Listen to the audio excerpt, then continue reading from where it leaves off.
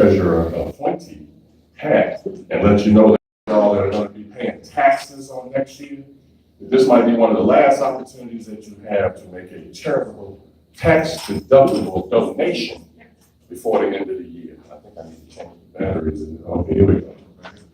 So if you would like to make a charitable tax-deductible donation prior to the end of the year, we'll be glad to take that from you on today as well. Amen. Madam President. Amen. On behalf of my wife, the co-pastor of Love Christian Center, we welcome you and we thank you all for coming. Now we'll have our invocation. Pastor Frank, Pastor Ford.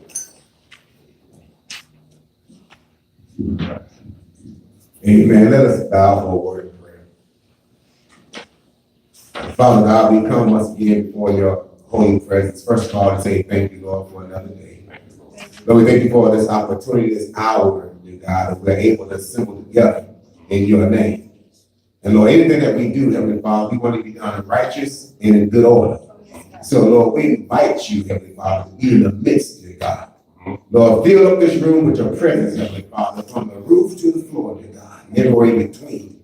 So that every decision that we make, every oath that we take, Heavenly Father, is in your presence, dear God. For we know that when we're in your presence, Heavenly Father, there is liberty, dear God. That we might go forth in your works and in your permission, Heavenly Father, so that we might be spokespersons, Heavenly Father, from on high. So we thank you right now for being in the midst of us, Heavenly Father. We thank you, Lord, for being in each and every one of us that gather here today. Lord, that as we move forward in this service, Heavenly Father, Lord, we know that we're moving forward in your will, dear God. And Lord, right now, we rebuke the enemy in every shape, form, and fashion that he is, Heavenly Father. Lord, he might have hitched a ride with someone here this afternoon, dear God. We rebuke you right now. For he has no place, no authority, Heavenly Father, amongst us, Heavenly Father. We rebuke him right now. Every scheme, every trick, dear God, that all of us may walk in your light and in your authority, Heavenly Father. So Lord, have your way in this place, dear God. Touch right now, dear God. But empower right now, Heavenly Father. In your word, dear Lord, as we go forth to do your works in your will, that we might help someone. For you said, Lord, that when we see someone hungry, our job is to feed them. When someone's thirsty, Lord, to give them drink. When someone's sick, Lord, we are to visit them. When they're naked, to clothe them, Heavenly Father. When they're in prison, Lord, to visit them, Heavenly Father. That way, they will know that you still sit high. You ever look over the cries of your children. So we thank you for this time, this opportunity, this hour. Have your way right now in the name of your Son, Jesus the Christ, our Lord, our Savior, and our Redeemer. We do pray. Amen. Amen. Praise the Almighty and high God. God is worthy to be praised. Yes, God is worthy to be praised. I want to share with you all, I want to set a context for this installation service as your mistress of the ceremony. I am the youngest of 9 children, born and raised in South Georgia, down where it's real hot and the mosquitoes are real big. And my parents, they paved the way. They were way pavers for us 9 children. My dad worked for the city of Albany, Georgia. He was a mechanic, but back then, I believe he just serviced the trucks, changed them all. However, my father had a passion for working the land. He was a farmer. Now, being the youngest of 9 children, I was very fortunate to be able to escape some of the toil and labor that my older siblings had to do in the fields. However, on the occasion that I had the opportunity, was told, selected to go to the field, I went.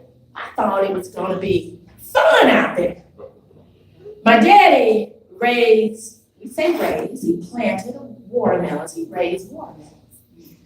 And I don't know if any of you have ever been in a watermelon field. Have any of you ever been in a watermelon field? Okay. Those rows of watermelon plants are long. And as a child, I can remember staring down the road that was assigned to me, and I could never see the end of that. I was like, how am I going to do this work, turning the vines, bending over and stooping and turning those vines, to clear the weeds so that the fruit of that plant would have an opportunity to thrive and come forth. Well, on one occasion, I was in that field. There were other people working in toys, some siblings, some hired help. And I was beginning to feel the heat of that hot day bearing down on me around 8 or 9 years old. And I was doing the work that my father instructed me to do, carefully, using the tools that he had given to do the work, which was a hoe. Now, as I was hoeing and getting those weeds out in between those fragile watermelon plants, I kept thinking about, I ain't gonna never get to the end of that row. And I can remember my dad saying to me, Annie, because that's my given name, Annie, that's a long row. And you got a long road to hoe. A long road to hoe. The work, the mission, the vision of the NAACP is a long road to hoe. Laborers are needed. The tools are needed to do this work. Think of that long road. Our predecessors have already started working on that road. That's why we are reaping the benefit of their labor and their toil. So remember today, as we go through this beautiful installation service for the newly elected officers of the Midwest Metro branch of the NAACP, that we must support, we must do our share, we must serve, we must do the labor required for the long road that we all must go. Amen. We're going to move on in the program, and at this time, we're going to have the singing collectively of Lift Every Voice and Sing. And if you will turn your program over, you will find the words to song. Please thank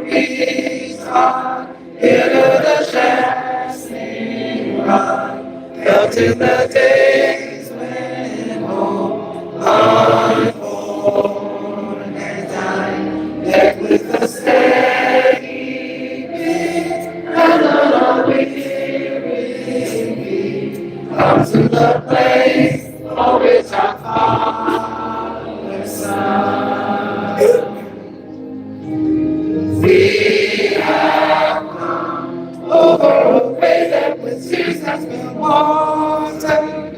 We have come, setting our back to the flood of the slaughter. Out of the gloomy past, now we stand and where the white thing of my song is found.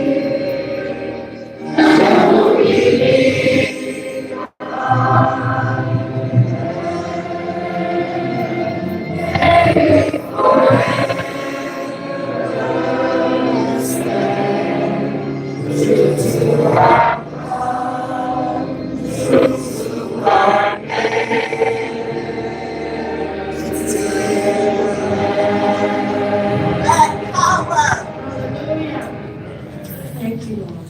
Thank you, Lord. We are going to continue with the service today. And I also want to share with you all a few thoughts that were revealed to me in my preparation for this honor and service that I am performing today. You know, God has made it possible for our people to make many advances. Yet we know the struggle is still the struggle. Now, I got a few nods. I saw a few nods when I said the struggle is still the struggle. But I want to know, do we recognize that the struggle is still the struggle? In 2018, the plight of our people seeking justice is still not answered, is still not resolved. However, we know that God is able. God is able to turn a thing around, but there has to be that person who is willing to heed God's call to serve. And I want to know, are there any people here in this place today that are willing to heed the call to serve? Are there some that are willing? Well, you're going to have your opportunity. President-elect Minister Bates is going to see to that before the end of this program, that you will be able to respond to that call to serve. The other thing that I would like to share, another thought with you all, is that as we do this work that is required, and it is required for our people to advance and to realize their fullness in God's promises, that we must do so in unity and we must do it in love. I'm reminded that God's word says in 1 Peter 2:11 that all of you be like-minded, be sympathetic, and love one another. Be compassionate and humble. Because it's required that we recognize that we are human and God is superhuman. God is supernatural. And it is God's power in us that will allow us to do the work to ensure that justice rings like a clear sound of the bell. Amen. Amen. All right, we're going to move on. And at this time, I would like to welcome to the podium Madam President, Minister Joy States, who will introduce the speaker for this afternoon.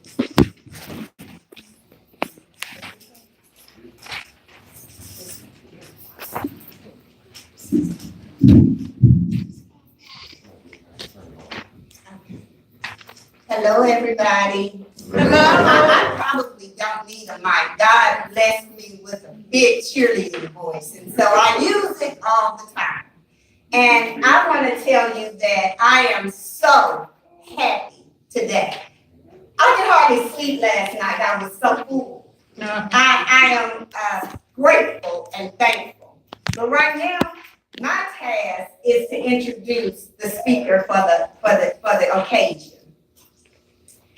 And what a joy it is to do that. Okay. You can do that. Thank you, Pastor Richards. Can you hear me better? All right. I am introducing the Reverend K. Lamar Jones, who I've known for some 20-odd years. I tell people all the time, I'm old, I just look good. When I asked Reverend Jones about his biography, I expected to see some things in terms of his accomplishments that weren't there.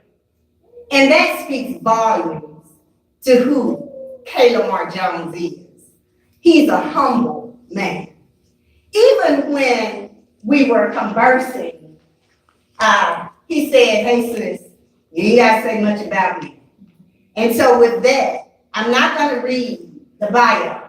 I'm gonna allow you to do that for yourself. But I do wanna tell you some things that I know about Reverend Jones. When asked, how you doing, K. Lamar? His response is always, I'm grateful. When I asked him, would you do this installation service for me, the officers and the chairs? He said, Joy, nothing would keep me from being here. And then he said, and you know what? I'm gonna join the NAACP and work alongside you. Amen. Which also tells me that K. Lamar is supportive of the people who he loves and of the community that he loves. If only he lived in Douglas Hall, we have him right in here. K. Lamar is a scholar and one of the brilliant minds in our community. He has a keen understanding of the damage caused by the transatlantic slave trade. And not just for people who look like us, but the damage that it caused to our counterparts as well. He has a clear voice when speaking to God's people. And to be honest with you, I could go on and on and on and on about my brother and my friend. But instead, I'm going to take my seat and let you see for yourself. Please join me in welcoming Reverend K. Lamar Jones.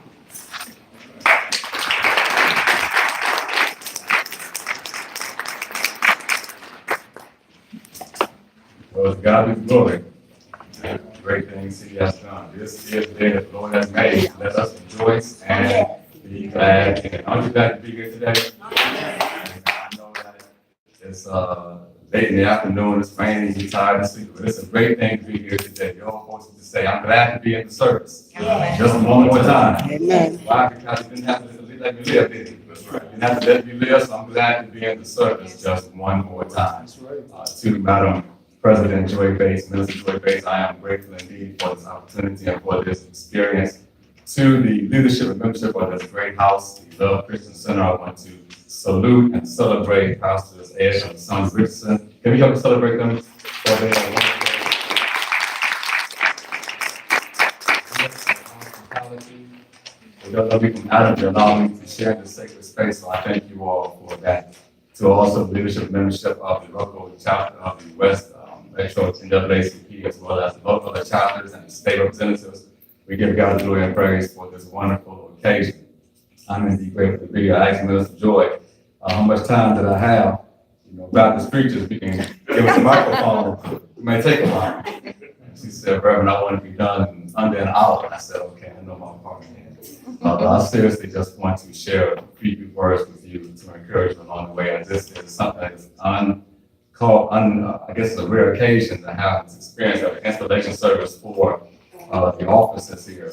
And that speaks to really that you want the Lord's hand to be upon your work. The Lord's blessings might be upon this great work.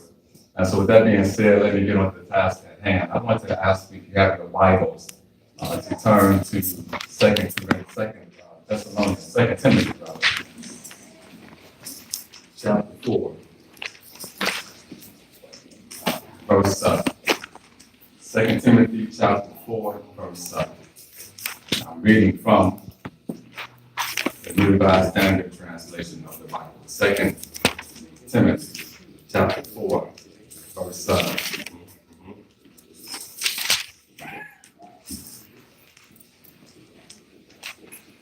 It says, I trust him to stand. You want to stand like us. God's word today. 2 Timothy chapter 4, verse 7. It reads as follows. I have fought the good fight. I have finished my race.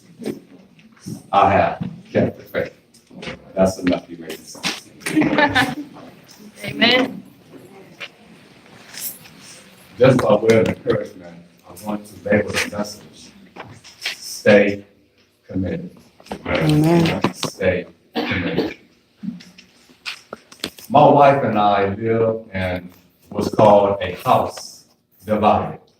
It is an expression in college football terms that describes two opposing fans who happen to be married living in the same house.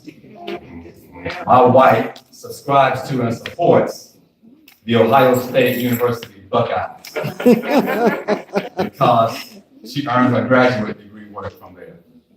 I, on the other hand, I support and cheer for the University of Michigan Wolverines, whom I have supported since I was a child, coming into understanding what college football is all about. And although the Wolverines have the majority winning record against Ohio State since this contest in 1897, my team has not beaten the Buckeyes since 2011. Now, to help you put that in perspective, my Wolverines have not beaten the Buckeyes since me and Tammy got married.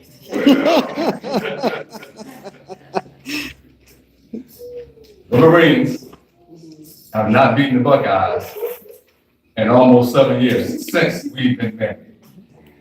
And the beautiful thing about the rivalry is that it brings out the best in each team.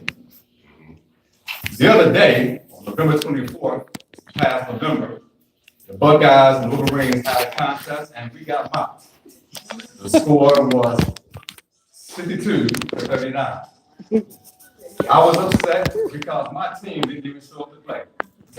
They were not competitive at all. However, what struck me as most interesting is that I knew It's in the very first quarter that my team was gonna lose and lose badly. How did I know that? Because my team was too predictable. And I can tell you right now, I can close my eyes, lean my head back against our couch, and I can tell you every single play that the Wolverines are gonna run. On first down, they're gonna run left. On second down, they're gonna run to the right. On third down, they'll pass, and on fourth down, they'll be forced most likely to punt. They were that predictable. Everybody in the stadium knew what the Wolverines were going to do. The Buckeyes knew, the fans in the stadium knew, the folks watching on television knew what the Wolverines were going to do. Sports commentators tried to analyze Michigan's offense and their style of play. And they said that Michigan needs to open up the playbook a little bit more because they need to keep Ohio State off balance. But as if to correct himself, he added this: but Michigan is so committed to the run. They are so predictable that everybody knows what to expect from them. Now, I don't like my team being predictable and being so committed that you can figure out the next play because it means in the end they're not going to win. However, I do want leaders who are in positions within the NAACP and other organizations who fight against injustice, who fight against racial inequality. I do want them so committed because at the end of the day, my people will win. All right. It's this idea of staying and being committed that is on the Apostle Paul's mind as he writes this second letter to his young protege and student, Timothy. Paul is so concerned about him being committed to the ministry that he's been called into that he writes to him in an installation type of service way. In chapter 4, we have a kind of an installation. Here is young Timothy getting ready to go into the pastoral ministry, and Paul writes to him about fulfilling his ministry. And when he writes to him, the first 5 verses, he says something like this. He gives him a charge. He says, I charge you to preach the word. Mm-hmm. He says, preach the word when they do want to hear the truth and when they don't want to hear the truth. He goes down the line and says, I want you to be sober-minded. That is, so you can think clearly and prayerfully. He says to endure suffering because it comes along with the journey. And then he says, I want you to do the work of an evangelist. I want you to be on a seek and rescue mission. And then he says this to summarize everything that he has just said. He says, Timothy, I want you to fulfill your ministry. Now, I like this because that's the sticking point that is on Paul's mind, is fulfilling one's ministry. Because in the real sense, beloved, we cannot fulfill our ministry, fulfill anything in life if we are not first committed. All right. And that's the sticking point that Paul wants to drive home to his young protege, that Timothy, I want you to stay committed, not just be committed, but stay committed. And so after telling Timothy that pretty soon his life is going to come to an end, he begins to lay out his own life's work in ministry as an example of what it means to stay committed. And not only is he talking to Timothy, he's also talking to us who are being installed into this major office today. Now I hear you saying, wait a minute, preacher, I'm not in ministry. What do Timothy and I have in common? Timothy is being installed as a gospel preacher and a pastor to people. I'm being installed as an officer in the NAACP. What do Timothy and I have in common? Well, I'm glad you asked. I'm so glad that you asked. Remember that ministry at its basic level, its basic definition means to do what? To serve. It means to serve. Yeah. And it means to serve in such a way that you make people's lives better. Yeah. Isn't what our master was all about? Our Savior, Jesus Christ, that's what he was all about, making people's lives better. He would open blinded eyes. He would visit the sick. He would heal those who were hurting because he simply cared for them. And the last time I checked, the NAACP exists to help those who are left out, lost, and lonely. Last time I checked, the NAACP exists to help those who are facing injustices, to help fight against those injustices and bring righteousness into play. The last time I checked, the NAACP exists to help those who can't help themselves and to fight for those who can't fight for themselves. So, in case nobody told you, NAACP officers, welcome to the ministry. And it is with that Paul lays out 3 key ways on how we can be and stay committed to that which God has called us to do as we work for the cause of Christ, but also for those who are in crises. Here's what he says, verse 7, the first part, Paul says, look, in order for you to stay committed, you must develop your faith. Here's what he says. He says, I have fought the good fight. That's right. I have fought the good fight. God has a sense of humor. When God wants to help you develop your faith, he puts you in a fight. Paul here insinuates that whenever you want to fight for somebody else, whenever you want to put your life on the line to help benefit the life of others, you have a tendency to get some pushback, which means you're going to be in a fight because somebody does not want that to happen. We have external forces and we have internal forces that are geared up to keep us from helping somebody else find their way. External forces, policies, and practices that prevent our people from having equal justice. But then we have internal forces with people who have hang-ups and hindrances and habits that keep them from realizing that they can have a brand new reality. So we have external forces and internal forces geared against us. And Paul says, you're going to be in a fight. You got one on your hands. But here's a good thing about a good fight. A good fight brings out the best in you. Have anybody ever been seen a good fight? Looking at some of y'all been in a good fight. Now, I'm a boxing fan, I love a good fight. Now, not because of the bruises and the punches that I see, not because of the cuts and not because of the battle, but when I see a good fight, I know I see one because it brings out the best in each person. And Paul says the good fight that we're fighting is called the good fight of faith. He says that Timothy, in his first letter to him in chapter 6, verse 12, he says, I want you to fight the good fight of faith. And fighting a good fight means you need to have a developed faith. If you're going to be involved with being a life changer for somebody else, your faith needs to be developed. Paul says, in order for you to stay committed, you have to have your faith developed. Then on top of that, he says, in order for you to stay committed, you have to have a faith that has been developed, but you also need to have an enduring faith. A faith that lasts for the long haul. Here's what he says, I have fought the good fight.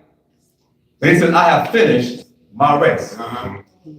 Paul says, I can't finish my race if I don't have a faith that endures, a faith that lasts, a faith that can help me sustain through those dark and difficult days. I need a faith that I can hold on to so that when I go through my difficult moments, faith will bring me through. Amen. If you're in the battle and in the fight against injustice, your faith should be developed to the point where it's mature and deep enough where it can last to the end. All right. That you fight to the finish. Amen. That you not give up, that you not give in, but your faith fills you so you can fight to the end. You need to have a faith that's developed, a faith that endures. But then Paul says this, finally, you need to have a faith that can keep you when you can't keep yourself. He says, I have fought the good fight. I finished my course. But then he says, I have kept the faith. Now I like this because keeping the faith is code for, not that I kept the faith, I was so good at my faith. But Paul says that as I got along through my journey, I've been beaten, I've been jailed, I've been struck down, I've been abused, I've been oppressed. And I just kept the faith. But Paul said it turned out that as I was keeping the faith, it's the faith that was keeping me. I wish I had time to go in. But it's that faith that keeps me when I can't keep myself. Paul says, listen, Timothy, I need you to have a faith that can hold you when you can't hold yourself up. What does that mean? That means that when I'm in the struggle, that when I'm in a battle to help somebody's life become better, that when I'm in that vein, that I need something that will hold me when it looks like I'm going to lose. I need something that will keep me when it looks like the battle is not going to be in our favor. I need something that will keep me when it looks like all hope is lost. There it is. Paul says you got to have a faith, man, that will hold you when you can't hold yourself. You need a faith woman that will keep you when you can't keep yourself. Now, I like this because what Paul implies here is that this faith that we have will keep us to the point where we are not alone in this battle of making somebody else's life better. Sometimes it can be a lonely journey because it gets hard, it gets difficult. The mountain is high and the valley is low. And to go through that experience sometimes can be hard pressed against us. And it seems like every now and then we are alone. But faith says, no, you're not alone. You know, the old folks would say, faith is acting like a thing is so, even when it ain't so. You know what faith, what Hebrews says about faith? Faith is the substance of things hoped for and the evidence of things not seen. Paul says, in other words, you all who are being installed today, as you are in this journey, as you are in this fight, you are not alone. And because you're not alone, you can make it. It's going to get dark sometime, but you can make it. The struggle is going to be hard sometimes, but you can press through it. Because the Lord is on your side. And with the Lord being on your side, anything is possible if you believe. I was thinking about how I could end this message the other day. I was going through different ideas, and the other night, my 4-year-old son couldn't sleep because actually he was so excited about being out of school that he stayed up the whole day and went past his nap time. And you know what happens when that comes down. When you sleep past your nap time, that means that most likely if he does fall asleep, he wakes back up too late and then he can't fall back asleep when it's time to go to bed. And so my son Leland was up all night long one night, and so he was making noise and tossing and turning when he finally went to bed. And so I went to go see him, and I said, Leland, you okay? He just said, yeah. Then he said, I want some milk.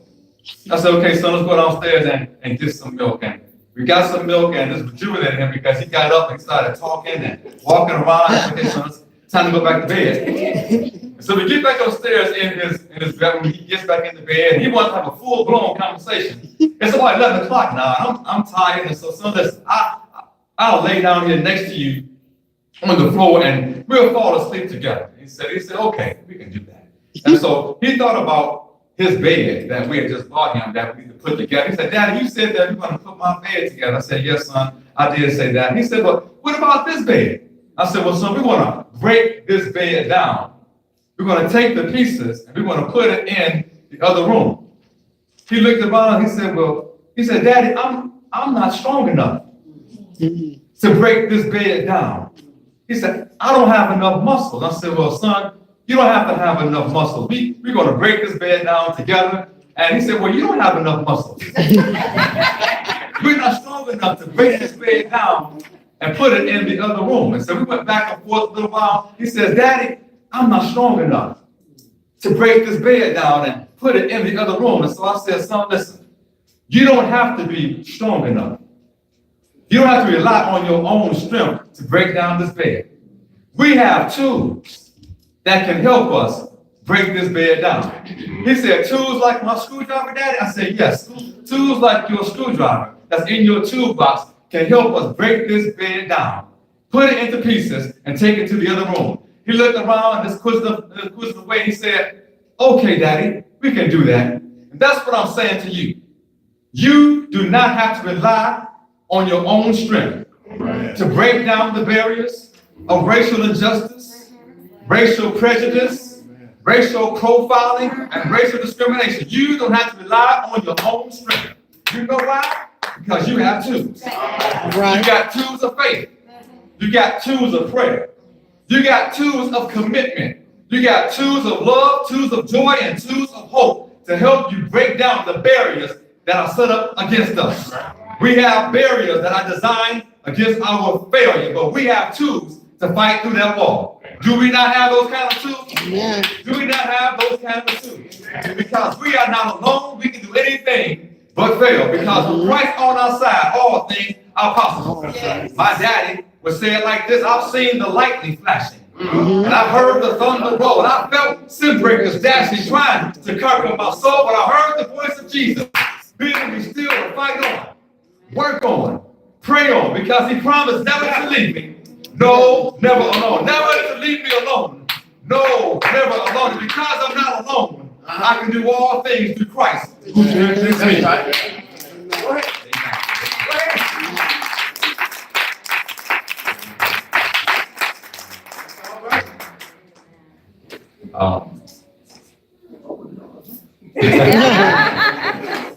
Amen. At this time, we want to transition to give a charge to our new appointed officer to the West Metro NAACP. And so when I call your name, when I ask you to stand, this is the first time that we're doing it, so I just want to roll with it. I'm going to ask President Joy Bates to rise, First Vice President William Benton. I'm going to ask Kyra Matthews, Second Vice President, Voter Registration Committee Chair, Secretary Taria Whitley, Treasurer Pastor Ed Richardson, C.L. Day, Political Action Committee Chair, Cord Franklin, Religious Affairs Committee Chair, Greg White, Membership Committee Chair, and Samuel Davis, the Freedom Fund Committee Chair. I'm going to ask that you all would stand. And because I've been asked to do this, I guess I have a little liberty to do things as I choose. I'm going to ask you all to stand in front of me. Yes.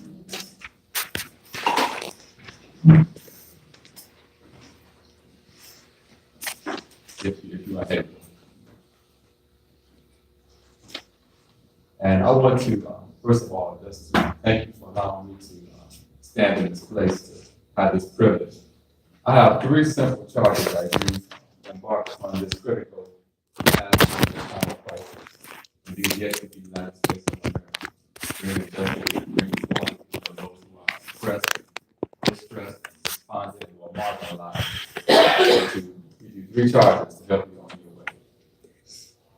The first charge is this: I charge you, beloved, in the presence of these witnesses and God Almighty, that you first of all hold to the principles and the tenets and the practices, the mores and ethics of the NAACP.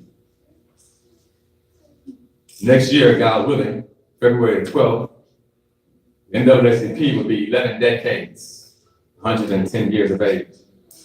That means that there has been a long history of folk who have walked in your shoes, providing leadership in an ethical and in a committed way.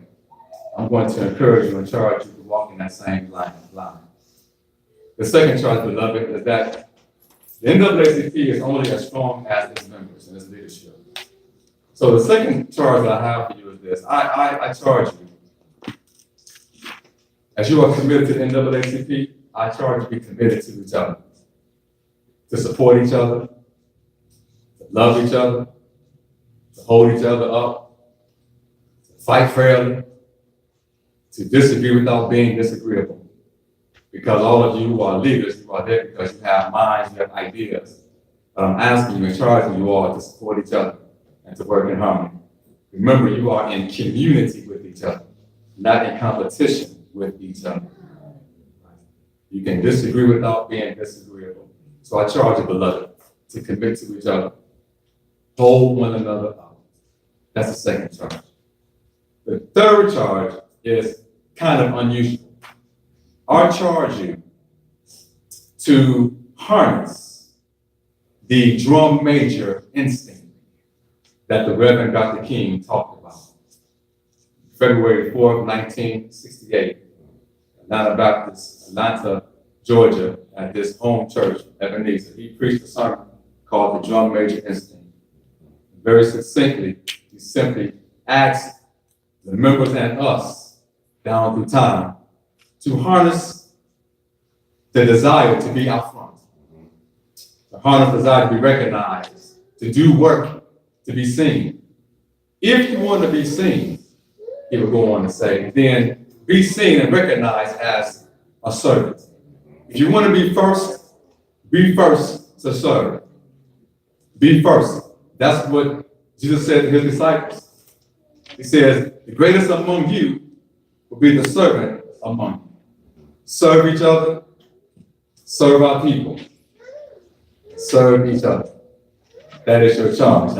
I commend that charge to you. I'm going to ask if there are other members of the NAACP that are local members, that you will please also stand.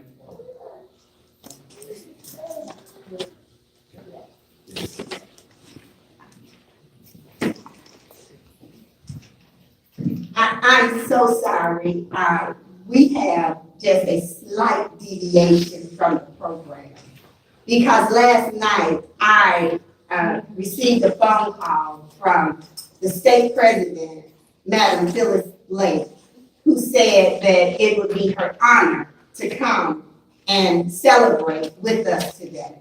And she said that she would just come and be in the audience, but I could not allow that. So I am going to have President Blake to come at this time to say a few words to us. So if you like, you all can have a seat. I don't know how long President Blake is going to be, but you can have your seat, and then Reverend Jones will call us back up for prayer. So before President Blake comes up, I want to tell you just a little bit about her.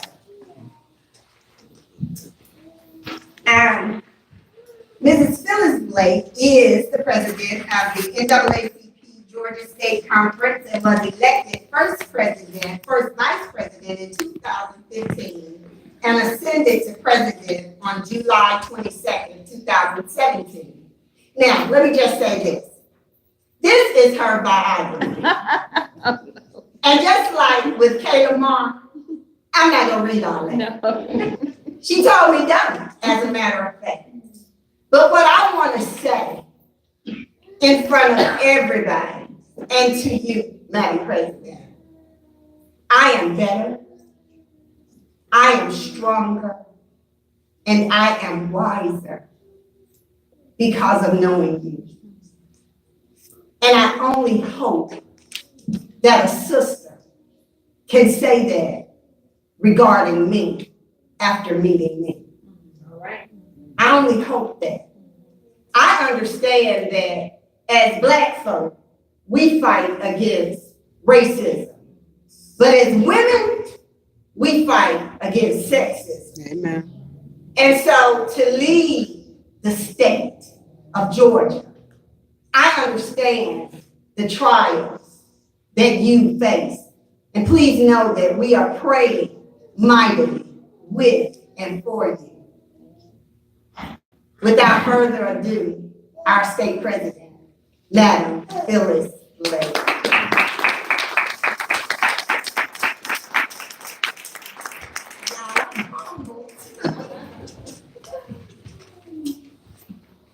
Thank you so very much, President Bates. It is my pleasure to be here. A special recognition to the pastors, Ed and Lasagna Richardson. Thank you so much for allowing us to meet here in your sanctuary. And what an awesome message from Reverend Jones. Amen. I mean, I applied everything to what he had to say to what I am going through at this very moment. So we must be committed, and I truly, truly appreciate the message. But most of all, I had an opportunity to read your president, President Bates' resume, a bio. And boy, you have a very impressive leader with a lot of leadership skills already. And she is providing service to others. So in everything that Reverend Jones had to say, she has experienced it. So I know this unit will rise and do everything that it can possibly do to meet the mission and goals of the NAACP. So we are just so happy to see you being reorganized, elected officers, because I've been working with you for quite some time over the past 10 to 12 years, off and on. So you're finally organized under great leadership, great officers, and I know that you are going to follow our guidelines, our procedures, attend our training, our quarterly meetings, our state convention, our national convention. And you are going to do great things in Douglas and Paulding County. I would also like to mention at this time, one of my executive committee members is also in attendance here, and she lives in Douglas County, and that's India Sims. Would you please stand? She is the chairperson of our legal has been there for quite some years, and we appreciate her service to the communities throughout the state of Georgia. And yes, we are challenged. Yes, every day we fight injustices. And yes, we are fighting voter suppression now. And we are trying to get, we invited the new Secretary of State to a forum where we will express what we would like to see done in the next elections. I was going to say the 2019, but all elections in the future. We know that there has to be many changes in our state in order for everybody vote to be counted. So that's very critical to us. We thank you for your attendance. We look forward to you coming to our meetings, and by all means, keep us in your prayers. And as Reverend Jones said, in February the 12th of 2019, we will be celebrating 110 years. So we've been around, and we have lots of resources to use in order to do the very best job we can as we commit to serving the NAACP. So thank you so very much, and you have a dynamic leader and is not afraid to call and ask questions, and that's okay. We have about 50 units and about 9,000 members in the state of Georgia, and I know they'll be all happy to hear about this installation and chartering of the members, charge to the members. Thank you so very much. You have a good evening.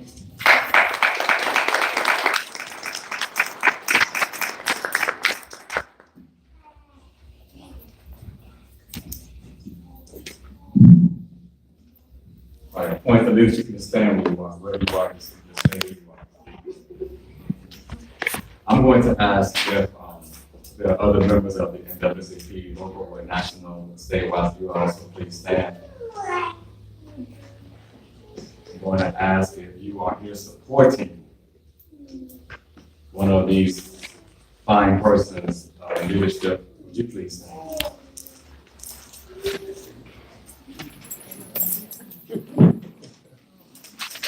If you are a member of this church, or any church, would you please stand?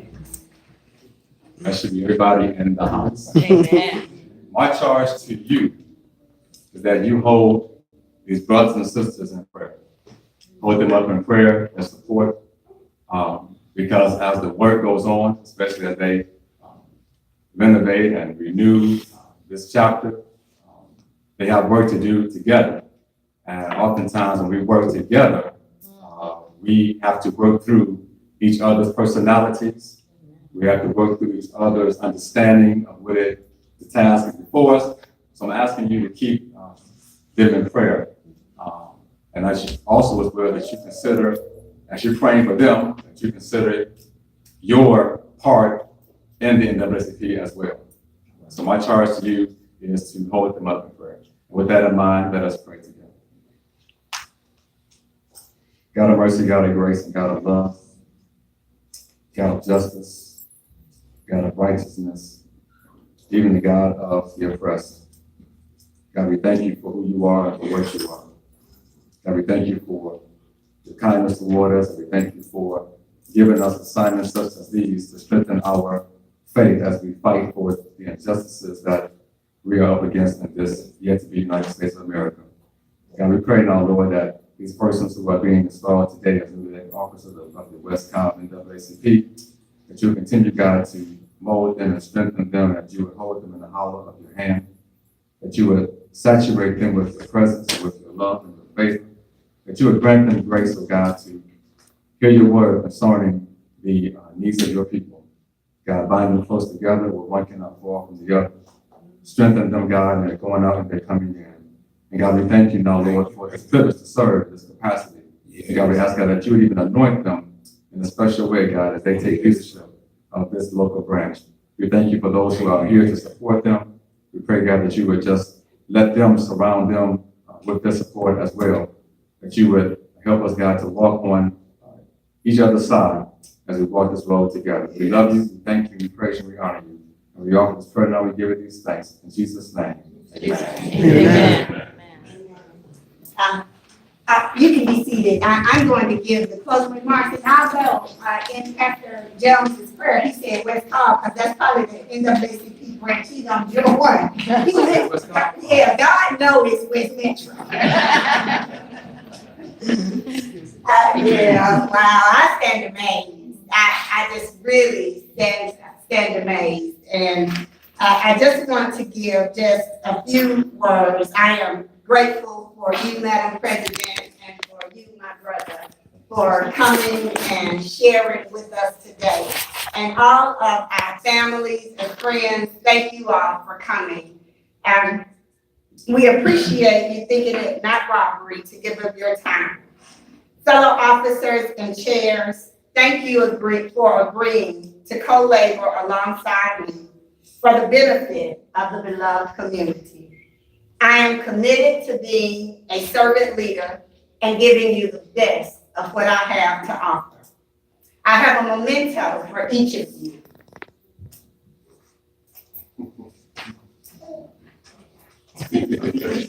And it is the Ubuntu. And it says, I am because we are. We are because I am.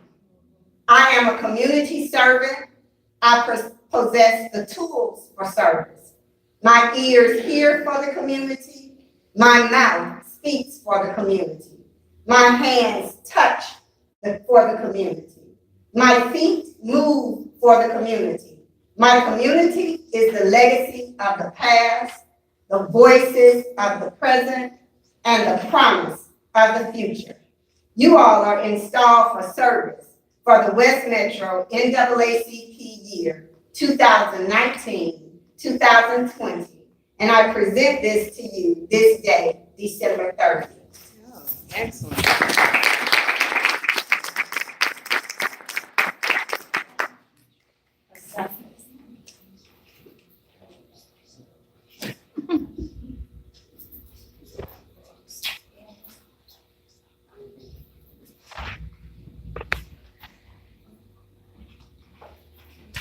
I also have one for Madam President.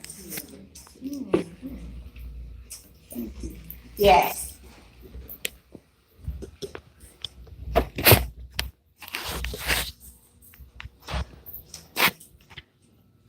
And my brother. Thank you.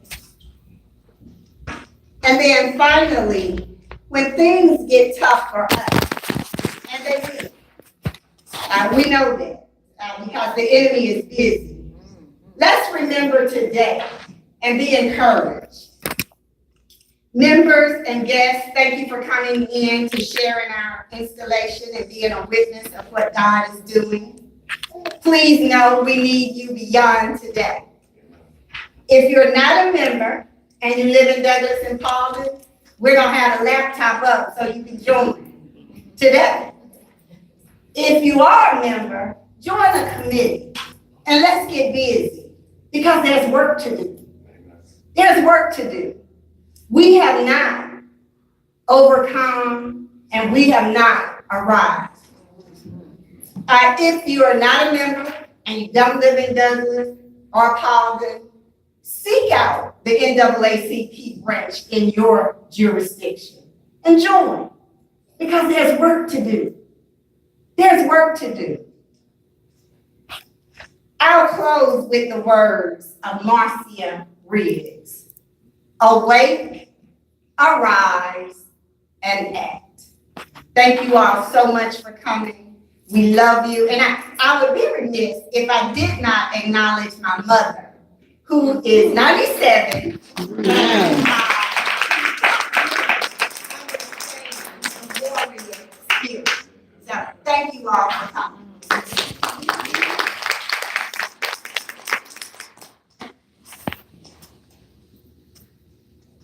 wonderful, beautiful occasion. Thank you, Sister.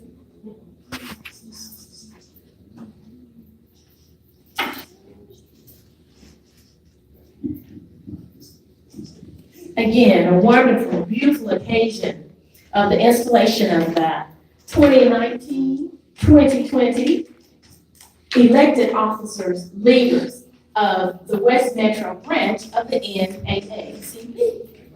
Y'all have been given charge. I had prepared some different little quotes to leave with you. And I realized how God orchestrates. The charge given by Reverend K. Lamar Jones already covered everything I got here in my little book. Amen. Serve and be served. Let's finish the race, continue the fight.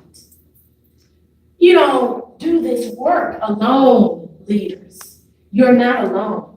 You have each other as a support. You have the members. You have the community, like-minded individuals committed to the cause for which you have committed, to give a voice to the voiceless, to lift up those who are downtrodden, to fight for justice, to seek out injustice everywhere, every nook and cranny where it may reside. We have leadership who will lead that charge, and the members who will serve alongside, co-labor, work with, to ensure that the work goes on for now.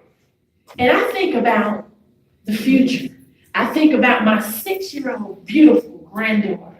And I know the work that my parents did and my aunts and uncles did allowed me to be here, blessed by God and favored by God to do the work, co-laboring with you. And we have to make sure that we are preparing that way for those that will come after us. So I will say to you all, please remember to serve and be served. Remain committed. That was the charge. You're not running alone.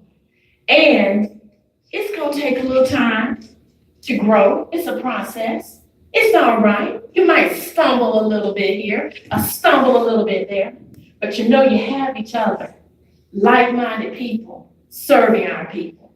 So with that, we're going to move to close this wonderful, auspicious occasion, the installation of the officers for 2019-2020. We are going to move now and have the benediction by Reverend Jones. That's you. Okay. And after the benediction, we will partake of some refreshments. Amen. Thank you so kindly. Before we offer the benediction, I want to let you see my honey bunny sugar flower and my ride or die babe. Hannah Charlotte Jones, please raise your hands, and our 6 and our 4-year-old. They made the journey with me, so I always thank God for them. Let us all stand together. And let us receive now the benediction. May the Lord bless you and keep you. May the Lord make divine face shine upon you and be gracious unto you. May the Lord our God, who helps you stay committed, lift up countenance upon you and give you peace. Peace in the morning, peace in the evening. Peace in your going out and your coming in. Peace in your labor and in your leisure, your joy and your sorrow, your trials and your triumphs. May this great God of ours give you peace. Let us all stay together in love. God, we thank you so much now for the opportunity, for this experience to witness your hand upon these officers. We ask God now that you would be with them and sustain them. God, give us safe travel home to our destinations. We pray, God, now that you will bless the food, bless the prepared, bless the hand that prepared it, and let everything that we do and say be pleasing in your sight. In Jesus' name, amen. We're going to go right through here.